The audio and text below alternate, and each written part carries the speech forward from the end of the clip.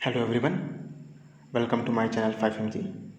चलिए, इन्वायरमेंट की अगली क्लास में आज हम चर्चा करेंगे बायोस्फीयर रिजर्व पे, है ना। बायोस्फीयर रिजर्व यानी कि जीवमंडल रिजर्व, ठीक है। इसी को बोलते हैं बायोस्फीयर रिजर्व, ठीक है। चलिए, इसको समझने के पहले आपको समझना होगा ये किस टॉपिक के अंतर्गत आता है, ठीक है। तो जैसा कि हमारा पिछला टॉपिक जो रहा है बायोडाइवर्सिटी पे, है ना, तो ये बायोडाइवर्सिटी का ही पार्ट है, ठीक है। ये है ना, जो हम लोग कल पढ़े ना बायोडाइवर्सिटी, है ना, ये बायोडाइवर्सिटी उसी का पार्ट है। जैव विविधता, ठीक है, उसी का पार्ट है। और उसके अंतर्गत हम ये जो जैव मंडल रिजर्व जो आता है या फिर बायोस्फीयर रिजर्व जो है वो आनुवंशिक विभिन्नता से संबंधित होता है, ठीक है। जैसे हम लोग कल 3 टाइप पढ़े थे, आनुवंशिक विभिन्नता, प्रजाति विभिन्नता और पारिस्थितिक विविधता, ठीक है। तो ये तीनों विविधता में जो आनुवंशिक विभिन्नता जो पढ़े थे, आनुवंशिक विविधता जो पढ़े थे, उसके अंतर्गत, है ना, जीवों की आनुवंशिकता को बनाए रखने के लिए उनको संरक्षण प्रदान किया जाता है, ठीक है। समझ आ गया। तो ये उसके अंतर्गत है आपका बायोस्फीयर रिजर्व, ठीक है। चलिए, है ना, इसको कल मैं कवर करा था, लेकिन कल का वीडियो लंबा हो जाता है, इसलिए इसको आज कवर कराया जा रहा है, ठीक है। तो ये किसके अंतर्गत आएगा, आपका टॉपिक जो है वो जैव विविधता के अंतर्गत ही आएगा। और बायोस्फीयर रिजर्व क्या होता है कि जीवमंडल आरक्षित क्षेत्र जो होता है वो आनुवंशिक विभिन्नता से संबंधित होता है और इसमें जीवों की आनुवंशिकता को बनाए रखने के लिए उन्हें संरक्षण प्रदान किया जाता है, ठीक है। चलिए, तो आगे चर्चा करते हैं बायोस्फीयर रिजर्व, ठीक है। समझ आ गया कि बायोस्फीयर रिजर्व क्या होता है, मतलब संरक्षण करना, ठीक है। जीवों की आनुवंशिकता को बनाए रखने के लिए उन्हें क्या करना, संरक्षण करना, ठीक है। चलिए, तो सबसे पहले संख्या में आपको याद रखना होगा कि भारत में, है ना, भारत देश में कितना बायोस्फीयर रिजर्व है। तो आपको याद रखना है टोटल भारत देश में 18 बायोस्फीयर रिजर्व स्थापित किए जा चुके हैं, ठीक है। कभी कभार संख्या पूछता है कि भारत में टोटल कितने बायोस्फीयर रिजर्व हैं, तो आपको याद रखना है 18 भारत में बायोस्फीयर रिजर्व हैं, ठीक है। चलिए, तो क्रम से इसको देखते हैं कौन कौन सा है। देखिए, सबसे पहले मैं आपको तरीका बता देता हूँ कि आपको इसको किस तरीके से पढ़ना है, ठीक है।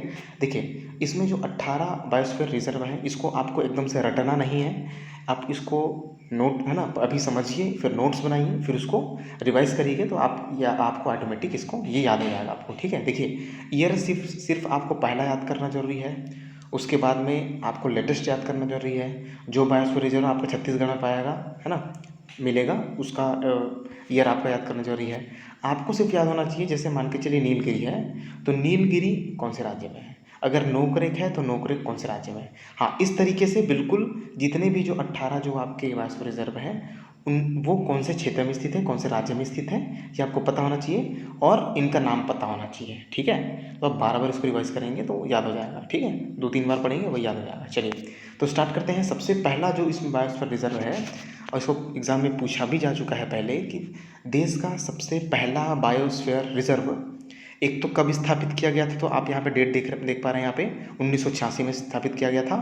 और है ना, उसका नाम क्या था, नीलगिरी, ठीक है। नीलगिरी बायोस्फीयर रिजर्व, है ना, कब स्थापित किया गया था, 1986 में। और ये कौन से राज्य में है, तो केरल, कर्नाटक और तमिलनाडु, तीनों राज्यों में, है ना, ये फैला हुआ है, ठीक है। नीलगिरी की पहाड़ी आप लोग सुने होंगे, तो नीलगिरी की पहाड़ी ही है जो तीनों राज्यों में फैला हुआ है। तो ये आपका नीलगिरी बायोस्फीयर रिजर्व है, ये सबसे पहला था, इसलिए इसका ईयर आपको याद रखना जरूरी है, ठीक है। चलिए, आगे आते हैं। नंदा देवी, है ना, दूसरा जो था नंदा देवी, और नंदा देवी बायोस्फीयर रिजर्व कहाँ पे है भाई, उत्तराखंड में, आपको याद रखना है। फिर है नोकरेक बायोस्फीयर रिजर्व, वो कहाँ पे है, मेघालय में। देखिए, इधर का जो क्रम है, नंदा देवी, नोकरेक, मन्नार की खाड़ी, ये क्रम आपको याद नहीं रहेगा तो भी चलेगा, क्योंकि एग्जैक्ट कोई याद नहीं कर पाता, ठीक है। तो ये आपको याद करना नहीं है क्रम से, आपको बस पता होना चाहिए कि हाँ भाई नंदा देवी एक बायोस्फीयर रिजर्व है, हाँ नोकरेक एक बायोस्फीयर रिजर्व है, इस तरीके से याद होना चाहिए। पहला तो बिल्कुल याद होना चाहिए ईयर के साथ में, है ना। और इधर जितने भी जो आपके 18 मिलेंगे उनका नाम और ये कौन से राज्य में स्थित है ये आपको पता होना चाहिए। चलिए, तो नीलगिरी हो गया, नंदा देवी हो गया, नोकरेक हो गया। आगे आते हैं मन्नार की खाड़ी। तो मन्नार की खाड़ी बायोस्फीयर रिजर्व कहाँ स्थित है भाई, यह है तमिलनाडु में। फिर सुंदरबन बायोस्फीयर रिजर्व कहाँ पे स्थित है, पश्चिम बंगाल में। मानस बायोस्फीयर रिजर्व कहाँ पे स्थित है, असम में। ग्रेट निकोबार बायोस्फीयर रिजर्व कहाँ स्थित है, अंडमान एवं निकोबार में। सिमलीपाल बायोस्फीयर रिजर्व कहाँ स्थित है, आपका उड़ीसा में। डिब्रू सिखोवा बायोस्फीयर रिजर्व कहाँ स्थित है, आपका असम में। दिहांग दिमांग बायोस्फीयर रिजर्व है आपका अरुणाचल प्रदेश में। पंचमढ़ी आपने नाम सुना होगा, पंचमढ़ी बायोस्फीयर रिजर्व है आपका मध्य प्रदेश में। कंचनजंगा बायोस्फीयर रिजर्व है आपका सिक्किम में। ठीक है, चलिए तो कंचनजंगा से आगे डिस्कस करते हैं। उसके बाद में है अगस्तमलाई, ये है तमिलनाडु एवं केरल में। ठीक है, अगस्तमलाई आपका बायोस्फीयर रिजर्व। उसके बाद में है आपका अचानकमार अमरकंटक बायोस्फीयर रिजर्व। ठीक है, तो ये आपका है छत्तीसगढ़ में, है ना। तो आप छत्तीसगढ़ के निवासी हैं, हर यहाँ के हर एग्ज़ाम में ये पहले एग्ज़ाम में पूछा जा चुका है और आगे भी पूछने की संभावना है। ठीक है, तो ये आपको पता है ये छत्तीसगढ़ एवं मध्य प्रदेश में फैला हुआ है और इसका ईयर भी आपको याद रखना है। ठीक है, किसका? अचानकमार अमरकंटक का। ठीक है, छत्तीसगढ़ का कौन सा बायोस्फीयर, कौन से नंबर का बायोस्फीयर रिजर्व है, तो आप याद रखेंगे 14th यानी कि 14 नंबर का बायोस्फीयर रिजर्व है। नाम है अचानकमार अमरकंटक, स्थापित हुआ था 2005 में और ये फैला है छत्तीसगढ़ एवं मध्य प्रदेश की सीमा में, आपको याद रखना है। ठीक है, चलिए, है ना, इसका ये आपको याद रखना है। चलिए, उसके बाद में नेक्स्ट है आपका कच्छ बायोस्फीयर रिजर्व, ये है आपका गुजरात में, जो कि सबसे बड़ा आपका बायोस्फीयर रिजर्व आपको याद रखना है, कच्छ। ठीक है, कहाँ है? गुजरात में। फिर है आपका कोल्ड डेजर्ट, ये है आपका हिमाचल प्रदेश में। फिर है आपका शेषाचल की पहाड़ी बायोस्फीयर रिजर्व, ये है आपका आंध्र प्रदेश में। फिर है आपका पन्ना बायोस्फीयर रिजर्व, जो कि 18वें नंबर का बायोस्फीयर रिजर्व है, जो कि 2011 में इसको घोषित किया गया था और ये भी आता है पन्ना आपका मध्य प्रदेश में। ठीक है, जहाँ पे पन्ना आप नाम सुना होगा, है ना आपने, जहाँ पे हीरा जो है वो खरीद मिलता है। ठीक है, पन्ना ऐसी जगह है मध्य प्रदेश में। ठीक है, तो ये लास्ट है, तो इसका भी एक बार यार थोड़ा सा याद रखेंगे। ठीक है, आपको 3 ईयर याद रख रहे हैं, एक तो 1986 नीलगिरी, 2005 अचानकमार अमरकंटक और पन्ना 2011।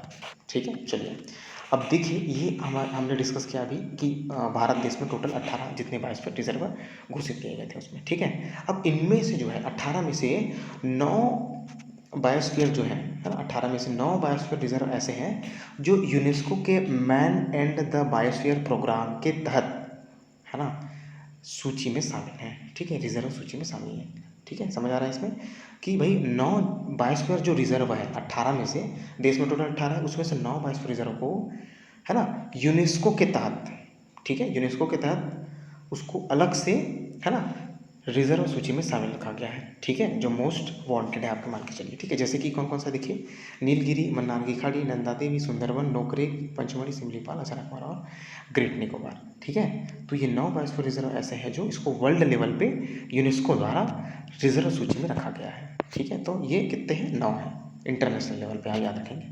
ठीक है, चलिए, तो ये आपका है बायोस्फीयर रिजर्व। इसके बाद में एक छोटा सा टॉपिक आपको पढ़ना जरूरी है कि पूरे पर्यावरण संरक्षण को लेकर पूरे विश्व भर में अब तक के किए गए प्रयास की सूची एक नज़र में डिस्कस करते हैं।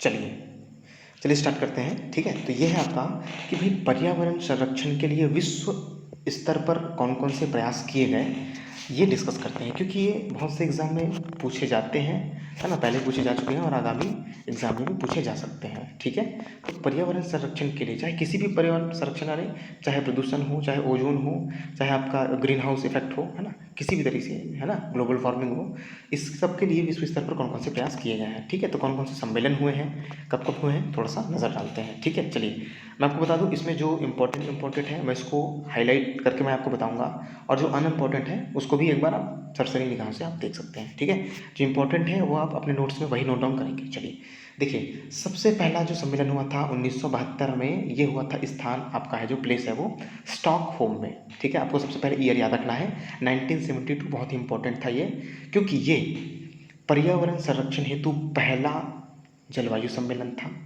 ठीक है, पर्यावरण, है ना, पर्यावरण संरक्षण हेतु पहला मानव पर्यावरण सम्मेलन था, इसलिए आपको याद रखना है। ठीक है, पर्यावरण संरक्षण से रिलेटेड पहला सम्मेलन था 1972 में हुआ, कहाँ पे? स्टॉकहोम में मानव पर्यावरण सम्मेलन कहलाया, और इसका उद्देश्य क्या था? पर्यावरण संरक्षण हेतु। ठीक है, पर्यावरण संरक्षण हेतु था, और इसी में UNEP की स्थापना की गई। UNEP का फुल फॉर्म होता है यूनाइटेड नेशन एनवायरनमेंट प्रोग्राम। मैं आपको बता दूं, एक बार एग्जाम में पूछा जा चुका है कि यूनेप की स्थापना कब हुई, तो 1972 में हुई। यूनेप की स्थापना कौन से प्लेस में हुई, तो आपको याद रखना है स्टॉकहोम में हुई। ठीक है, चलिए आगे आते हैं। ठीक है, आगे आते हैं 1985 में। ठीक है, 1972 के बाद में 1985 में वियना एक नाम है, प्लेस का नाम है, और उन्हीं के नाम से सम्मेलन का भी नाम पड़ा, वियना कन्वेंशन। ठीक है, वियना कन्वेंशन। ठीक है। और 1985 में हुआ वियना प्लेस में, और नाम हुआ वियना कन्वेंशन, सम्मेलन हुआ। ये वियना कन्वेंशन किससे संबंधित था? तो ओजोन संरक्षण पर ये क्या था? बैठक था। मैं आपको बता दूं, एग्जाम में ऐसा पहले भी पूछा जा चुका है कि वियना कन्वेंशन निम्न में से किससे संबंधित था? ओजोन संरक्षण या ग्रीन हाउस इफेक्ट या है ना विश्व जलवायु सम्मेलन, इस तरीके से पूछा जा चुका है। तो आप क्या रखेंगे कि एक तो वियना जो सम्मेलन है ना, वियना कन्वेंशन, और मॉन्ट्रियल कन्वेंशन, ये दोनों जो है वो ओजोन से रिलेटेड है, आपको याद रखना है। वियना और नीचे में लिखा है वहाँ पे मॉन्ट्रियल प्रोटोकॉल, ये दोनों ओजोन परत को है ना ओजोन संरक्षण से संबंधित है। तो 1985 में वियना कन्वेंशन हुआ ओजोन संरक्षण पर, और 1987 में 2 साल बाद में मॉन्ट्रियल प्रोटोकॉल यहाँ पे किया गया, कि भी ओजोन परत को है ना क्या करने के लिए? संरक्षण करने के लिए। ठीक है, चलिए इसके बाद में आगे आते हैं। आपका 1992 में ये हुआ आपका रियो डी जेनेरियो में, जिसको पृथ्वी सम्मेलन के नाम से भी जाना जाता है। ठीक है, इसको पृथ्वी सम्मेलन 1 या पृथ्वी सम्मेलन के नाम से जाना जाता है। ये प्लेस 1 रियो डी जेनेरियो में, और ईयर था 1992। यहाँ पे पर्यावरण विकास के लिए अंतर्राष्ट्रीय सहयोग के रूप में इसको है ना सम्मेलन किया गया ये, और इसमें एक लाया गया एजेंडा 21 का। ठीक है, जिसके अंतर्गत वेरियस आपके है ना एजेंडाज थे है ना, जिसमें आपको पर्यावरण विकास से रिलेटेड उसमें प्रावधान थे। ठीक है, तो आपको याद रखना है 1992 रियो डी जेनेरियो किससे संबंधित है? तो एजेंडा 21। आपको एग्जाम में पूछा जा सकता है कि एजेंडा 21 निम्न में से कौन से सम्मेलन में आया था, है ना, मॉन्ट्रियल या वियना या पृथ्वी सम्मेलन, इस तरीके से। तो याद रखेंगे ये पृथ्वी सम्मेलन से आया था। उसके बाद में 1997 में क्योटो प्रोटोकॉल। ठीक है, ये 1997 में हुआ था। ये देखिए 1992 के बाद में 5 साल बाद में है ना +5 करेंगे तो आता है आपका 1997, इसी की समीक्षा के लिए हुआ था। ठीक है, देखिए 1997 में जो क्योटो प्रोटोकॉल हुआ था, ये संबंधित था आपका ग्रीन हाउस गैसों की पहचान करना। ठीक है, और ग्लोबल वार्मिंग को कम करना। ठीक है, ग्लोबल वार्मिंग आता ही कहाँ से है? ग्रीन हाउस इफेक्ट से आता है। तो इसका नियंत्रण करना ग्रीन हाउस गैस का, आपने पढ़ चुका है ग्रीन हाउस इफेक्ट क्या होता है। तो ग्रीन हाउस गैस का जो संरक्षण है वो क्योटो प्रोटोकॉल से आया हुआ था। ठीक है, आपको याद रखना है ये क्योटो प्रोटोकॉल में आया। ठीक है, चलिए उसके बाद में आपका जो अगला सम्मेलन जो हुआ वो हुआ 2014 में न्यूयॉर्क में, फिर 2014 में हुआ लीमा में, और फिर 2015 में हुआ पेरिस में, जिसको COP21 भी बोला जाता है। कॉप का मतलब होता है कॉन्फ्रेंस ऑफ पार्टीज। ठीक है, ये 21 COP21 ये सीक्वेंस है, आपका नाम दिया गया है, इसको पेरिस एग्रीमेंट भी कहा जाता है। ठीक है, और इस पर ही चर्चा किया गया कि जलवायु परिवर्तन पर संयुक्त राष्ट्र सम्मेलन में ग्लोबल वार्मिंग पर रोक लगाने के लिए सहमति दी गई, और इसमें वैश्विक तापमान में वृद्धि दर को 2 डिग्री सेल्सियस से नीचे रखने का प्रस्ताव किया गया। ठीक है, तो ये आपको याद रखना है। चलिए अंतर्राष्ट्रीय सौर संगठन के बारे में एक नज़र मारते हैं। ठीक है, इसमें इसके तहत देखिए पेरिस जलवायु परिवर्तन सम्मेलन 2015 के दौरान प्रधानमंत्री श्री नरेंद्र मोदी ने अंतर्राष्ट्रीय सौर गठबंधन का शुभारंभ किया, है ना, और यह भारत हरियाणा के गुड़गांव में राष्ट्रीय सौर ऊर्जा संस्थान के परिसर में इसकी मेजबानी की। मैं आपको बता दूं कि इंटरनेशनल सोलर अलायंस अंतर्राष्ट्रीय सौर संगठन का मुख्यालय भारत में हरियाणा के गुरुग्राम में या गुड़गांव में इसका हेडक्वार्टर है। ठीक है, ये अंतर्राष्ट्रीय लेवल पे एक ऐसा संस्थान है, एकमात्र संस्थान है जिसका हेडक्वार्टर आपके भारत में है और हरियाणा के गुरुग्राम में।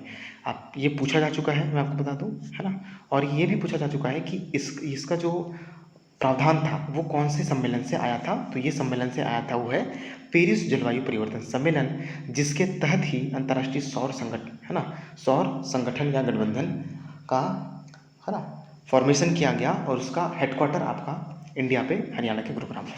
ठीक है, चलिए आज की क्लास आपको समझ आई होगी। तो आज का हमारा ये जो एनवायरनमेंट का लेक्चर यहीं पे समाप्त होता है। ठीक है, बाकी नेक्स्ट आपको इसका टेस्ट जल्द से जल्द दिया जाएगा, आप इसका रिवीजन करते रहें, बाकी आगे आपको जानकारी ग्रुप में दी जाएगी। Thanks for watching, have a great day.